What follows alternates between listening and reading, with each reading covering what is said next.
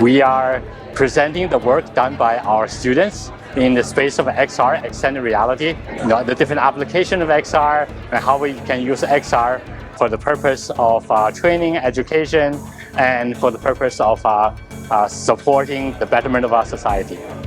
To be able to come into the room and see that there are so many students that are interested in and working on these technologies to better our quality of life, the way that we work, the way that we live is incredible. The population that we work with is often referred to as the neglected end of the spectrum, the autism spectrum.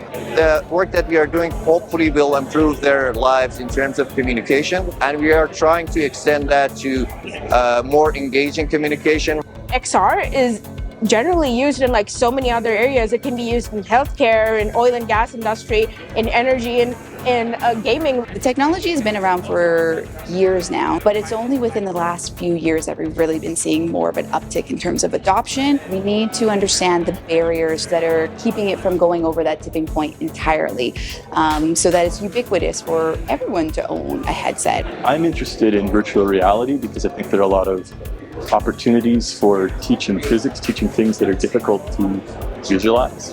And there's a lot of really great ideas, really great experiences here.